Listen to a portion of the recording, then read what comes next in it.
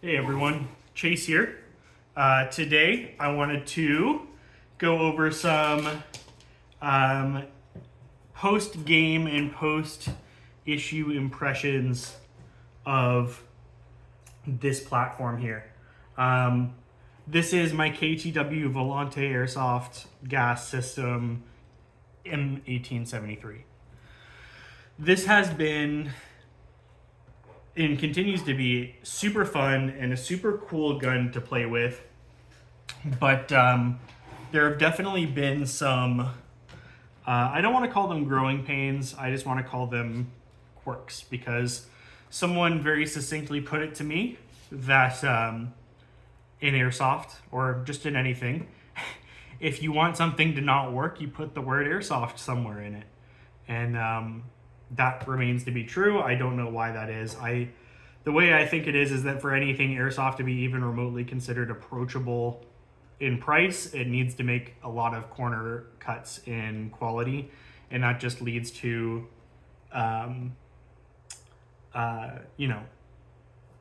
poorer materials being used than something like obviously a real steel, because Airsoft tops out at where real steel really should sort of begin.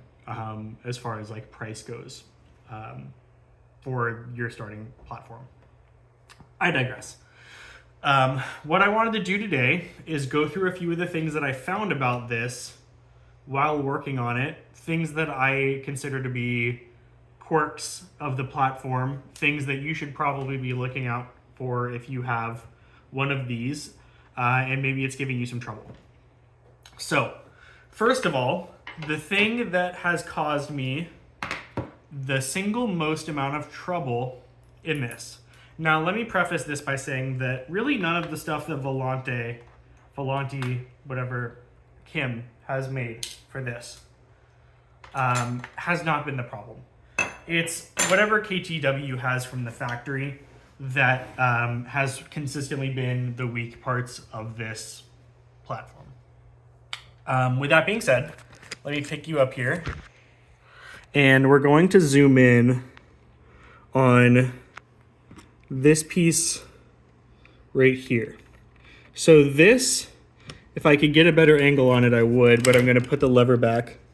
This piece here is provided by Volante, and it is essentially a wider strike plate to then hit this piston, which essentially just pushes through your gas system up here. And then it literally just pushes a little valve that opens it up. This screw right here sheared in half one day. I was just shooting it, and it went ka-chunk, and this whole assembly shot out the back, and then this piece fell out through the trigger along with the spring, and I had to spend 2 days trying to get the remains of the previous screw out so I could put this new screw in. And, you know, that was a bit of a bummer, and I had to use a bigger screw because it had stripped the threads out of this as well. So, be that as it may, what I did is I literally just, if you have this, I would take your striker out and put a reinforced screw in there in its place. While we're in here, you can see that I've kind of stacked some shims on the back of the piston here. Well, the reason being for that is when this rides forward, there's about that much gap in between where the cylinder or the piston is resting and this faces. First thing I noticed is that the front of the piston that lets out the gas in here is it has a screw on the end. It's a flathead, and it can be screwed in and out. And you can loosen it and get more pressure because presumably there's less tension on it.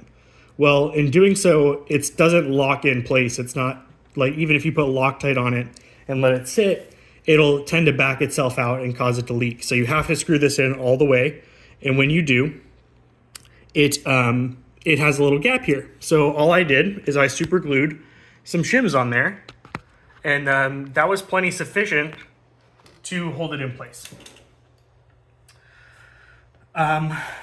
But now, so before it was consistently firing at 1.5 joules the first day with the gas. I don't know what happened to cause it to. I think it started losing gas out the barrel was my problem. So I was shooting fine, and then it would shoot, and it would just go. It would just start losing the gas. It wasn't staying. It wouldn't hold any pressure when you hit the trigger, and I figured through testing, through trial and error, that means that what probably happened first was the head backed itself out. And so then I took the thing apart and reassembled it and put it back together, and naturally I screwed that screw down all the way. All the way is as tight as it would go, which still let it actuate forward and back to make sure the gas would come out. And it was shooting like 3 joules or 0.3 joules, really low. And I was trying to figure that out, and I was like, okay, well, if I space it backwards, if I unscrew it a little bit, and I was like, I'll put some Loctite in there and let it sit for a day. I tried a bunch of stuff to get it to stay where I was trying to tune it with the spacing between the piston and the striker. I realized ultimately that the only viable, like, surefire way to do that was to glue a few shims on there. So I used some CA glue and pop those shims on there, which you saw in here, and it spaces it out perfectly. I have a few others. Your mileage may vary, but these are simply 0.5 millimeter shims that happen to be about 1.5 millimeters off. So those are two big things that I realized were going to be a problem, just by virtue of playing with them. The other thing I addressed in my initial review was the scope, how it was off, and I was able to rectify that. But yeah, this thing has its issues, but it also is very, it's very fun. This thing is an absolute blast to use. I love working on it. It gives me something new to learn and something new to kind of figure out the intricacies of. I'm not saying I was getting bored of working on V2s. There's always something new, especially when you're working on the rentals. But what I will say is that this is something that's completely novel to me. And it kind of forces me to problem solve, which is something I really enjoy about doing this work in general. So I love this thing. I absolutely adore it. And I think I'm definitely going to keep using it as a primary. However, I think there's a lot that we can do to improve the usage of this. One thing that I'm working on, just kind of trying to figure out how I got a pretty cheap stock cheek rest here. This is from a company called Hunter Specialties. I got it because it's Velcro. And the reason I wanted that is because it's got the soft Velcro on the inside, which is nice. And then the straps are all infinitely adjustable based on the dimensions, because it's all Velcro on the back. So this is all Velcro, and you can literally just pull these straps on the bottom, put them wherever you want, and then make sure it's the exact tightness that you need for your replica. It also has this little baggie back here, which conveniently holds one of my 300 round high capacity speed loaders just fine. I'm gonna put a patch here. It did have elastic ammo holders, like an ammo belt, but I don't really have any need for that, and I'll just iron on a patch there. Another thing that I would like to work on, loading BBs in here is a bit of a hassle. The hole is really big. Like it has plenty of room to even to fit a BB and then a little bit of something around it. So I'm thinking of a way. The problem is that there's nothing directing the BBs into the actual magazine. They just kind of sit there, and you have to hold it. And when you speed reload, in quotations, you have to load it and then wait for it to fall down, because if you double load it, it'll stay in place. It does that, and then you can't. It won't load. Essentially, it'll like double stack them, which is easy to do in a hurry when you're trying to load in the middle of a game, which is the only reason I have this. Obviously, I don't like the see, it just did it right there. It didn't move out of the way in time, and then it locks it in, and it'll just jam itself up. So if you try to push 2 BBs in before the first one falls, it'll jam, and it's a real big pain in the butt when you're trying to do this under pressure. So I'm trying to figure out a way to essentially guide the BBs in, because the way it loads is actually back here. It just kind of has a little pusher that pushes in here and pushes the BB essentially up and out. So there's got to be a way that I can maybe make an attachment for this that essentially I push in from the side, so it kind of guides the BBs down. And then I'm also trying to figure out a way to carry more BBs, or not even more BBs. I honestly need less. I only need about an extra 40 BBs tops, and I'd like to have a way to carry them that isn't a Maraca. Because it's on my stock, it's moving around a lot. I'm thinking of getting, or like even 3D printing a little mini mag with a follower, and maybe it'll have that special thing on the end of it. And it'll essentially just be like a little mid cap that's specifically designed to load this mag. That way I can, just knock it on and hopefully get moving.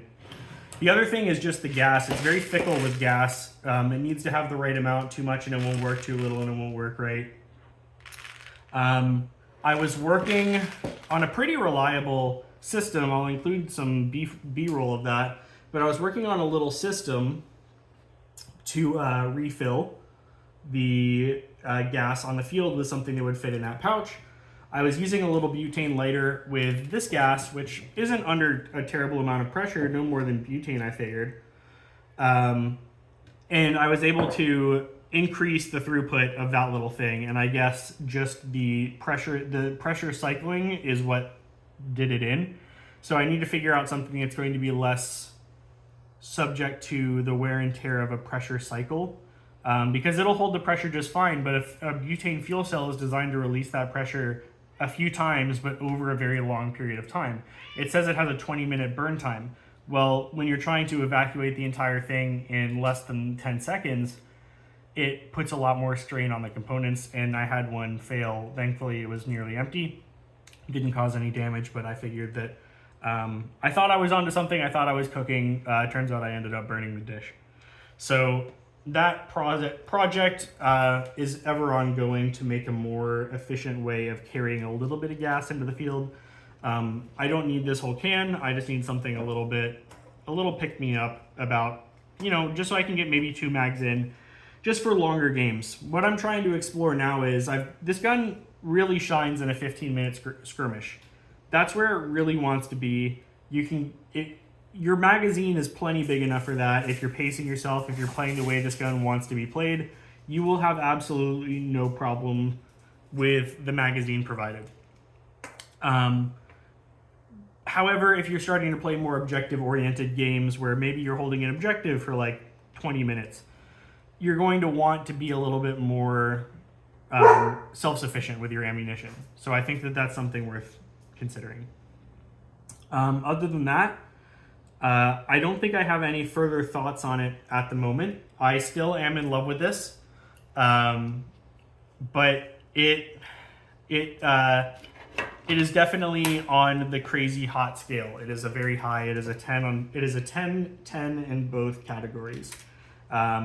It is a crazy fun and rewarding, and like the experience that you get when it's working is phenomenal.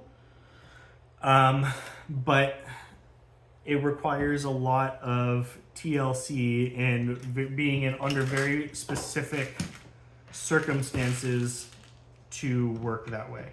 So 10 out of 10, it's a dime piece, but she's crazy. I don't believe I have anything else for you guys right now. Enjoy the gameplay, and hopefully I will have some more content and some good news about this platform in the coming days. like and subscribe. Thanks. Bye.